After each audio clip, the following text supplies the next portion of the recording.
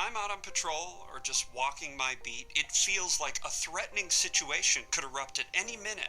As a police officer, I constantly live in fear that I might be filmed brutalizing a civilian. What if I escalate the situation and they pull a phone on me and the footage lands on YouTube? Something like that could end a career in seconds. The slightest civil rights infraction in front of anyone who's looking, and the next thing you know, you're surrounded by cameras and trending on Twitter. No cop should have to worry about that. You never know which day of total impunity will be your last, but for a cop, that's just our daily reality.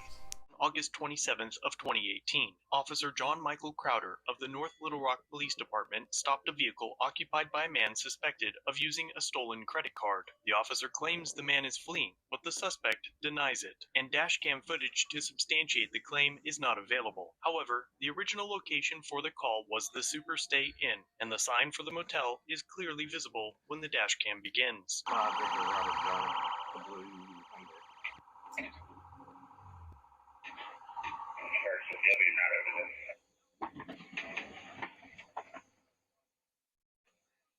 Step out. Step out now. Put it in park. Put your hands right there. Okay. You got any guns? No. Put your hands on the car. For what? I'm in a police car, and you're trying to get away from me. No, I'm not. You didn't see that police car behind you? I did not. Oh, fucking oh. If you would listen, none of this would be going on. Okay. No, it's not okay. The man complies with the officer's commands, but they are still using pain compliance techniques to control the suspect as he is placed in handcuffs. But the situation gets out of hand when Officer Crowder notices that the suspect has his own set of handcuffs in his back pocket. Why you got handcuffs? It's the suspect's poorly timed attempt at a humorous response to the officer's question that turns this encounter into a misdemeanor charge against the officer. Why do you have handcuffs? Because I fucking killed you, dude. Officer Crowder reacts to the awkward joke by lifting the man's arms over his head, breaking bones in both of his elbows. Meanwhile, the officer assisting in the arrest turns away from the action. What? Hey, you broke my fucking arm! You gotta stay still, brother. If you don't stay still, I can't pat you down. Do you understand me? Do you understand me? Do you have any weapons? Why do you have handcuffs? I have a knife. Where? Okay. Do you have any needles? No. You have to be still, okay? If you move again, I have to do what I did before. Please don't. Why do you have handcuffs? Do you have any guns? No, I don't have any guns. Why do you have handcuffs? Oh, God. Oh, God. Watch his arm. Oh, God.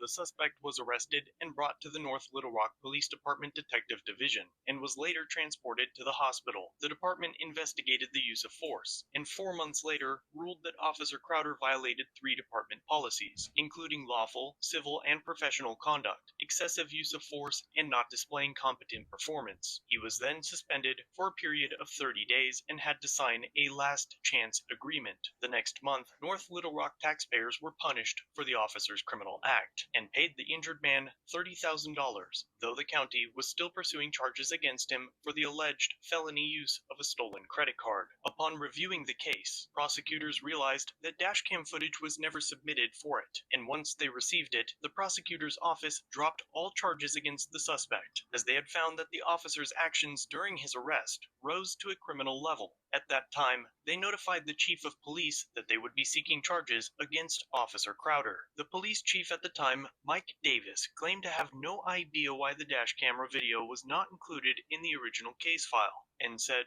quote, "This was a first for us. I've never had to deal with this before." But when Officer Crowder's disciplinary record was pulled, it showed that this incident was only the most recent of a long list of disciplinary infractions and citizens' complaints over the prior few years, such as a 3-day suspension after Officer Crowder pepper sprayed a man who was handcuffed in the back of his patrol car, multiple complaints that Crowder was a bully and arbitrarily threatened people with arrest, plus a total of 13 use of force incidents. Finally, 10 months after the incident, an arrest warrant for Officer Crowder was issued and served for misdemeanor battery in the 3rd degree. And nearly 4 years later, The court docket still states that a trial was held, but is still awaiting judgment. Note that it is possible that this record is not current. It's also worth mentioning that the department's Facebook page is very active and regularly posts mugshots of people they've arrested. However, there's not a single mention of this officer's actions or arrest. The page also has a moderation policy,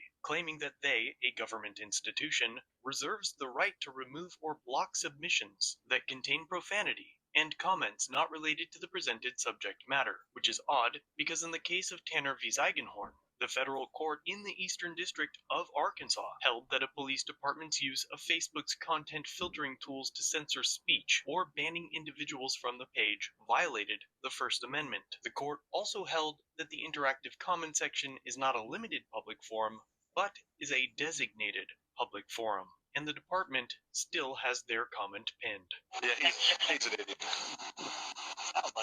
just wouldn't listen, man. Hey, man, if you just listen to the police when the police are walking up to you, none of that would happen to you, okay? See anybody walking up to me? Look, number one, I told you 3 times to turn around and face that car and put your hands on that car, and you didn't do it any time, okay? And then when you did turn around, I start patting you down, you turn around on me, okay?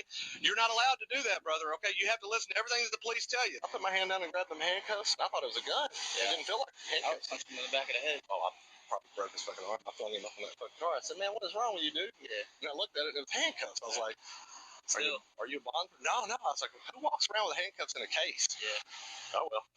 I'm going to write him a bunch of stickers and tell his lady sled. So. He, like I said, when he got out of the car, he has a pair of handcuffs that he was wearing in a case. And when I first went to pat him down, I thought it was a gun. Yeah. So I flung him up on the car like this because he wouldn't. He doesn't get handcuffs. Well, I asked him times. He said he just tried them on. And he said, I just got them. And I said, no, nobody carries them in a case. I mean, handcuffs in your pocket maybe, but in a case. I don't know. He wouldn't really answer. So, well, I know one thing. There's a white Jeep. I've got paper tag. Oh, Lord. Probably does. And Cody's out. But, yeah, Cody's out and about. But, yeah, he was clowning when he got out of the car. He didn't want us to pat him down. Then when I grabbed them cuffs, I thought it was a gun. So I flung him up on the trunk lid of the car, and that's when he said, oh, my arm. You want me to have Mims look at him or no? But we're going to tow your car, and I'm going to write you some tickets, okay? That officer up there is detaining you on the grounds of he wants to see some video down here in this lobby. And then once he gets done watching that video, then you can take that up with him, okay? What about your arm? You want me to have medical come look at it? Or? Yes, please. Okay, you're fine. Stand up for me. I'm just come look. Thanks for watching. If you have a video, use the submit link in the description or pinned comment. If you enjoyed this one, subscribe and hit the bell for future content, and check out our other channels, Lady Lackluster and The Odd Side. Remember to like, share, and leave a comment about what you think of this interaction. It's the easiest way for you to help expose corruption and misconduct.